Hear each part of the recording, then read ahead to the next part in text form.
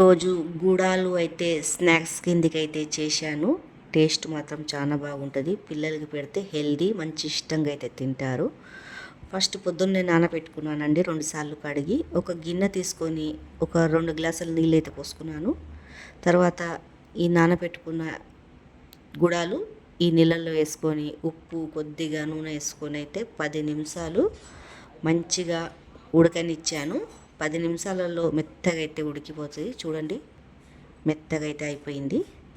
తర్వాత జాలి పెట్టుకొని నీళ్ళంతా ఉంపేసి దాంట్లో కొద్దిగా కారం అయితే వేసాను. పచ్చిమిర్చి వేస్తే పిల్లలు తినరు, అందుకే కొద్దిగా కారం అయితే వేసాను. ఇదంతా చెంచా పెట్టి కలబెట్టుకున్నాను. తర్వాత సన్నగా తరిగిన ఆనియను, తర్వాత క్యారెటు, తర్వాత ఈ కుకుంబర్ అయితే వేసాను, కొత్తిమీర, ఇవంతా మంచిగా అయితే కలబెట్టుకుంటున్నాను. టేస్ట్ మాత్రం చాలా బాగుంటుంది.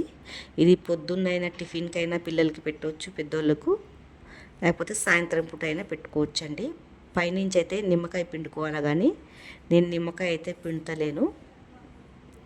ఇదంతా మంచిగా కలబెట్టుకొని పిల్లలకి పెడితే ఇష్టంగా అయితే తింటారు. ఇలా చేసి మొత్తం అయితే కలబెట్టుకోవాలా.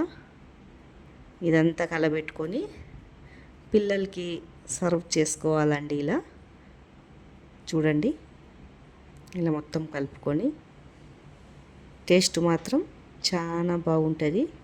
మీరు ఒకసారి ట్రై చేసి అయితే చూడండి. నచ్చినట్లయితే లైక్, సబ్స్క్రైబ్ అయితే చేసి షేర్ అయితే చేయండి.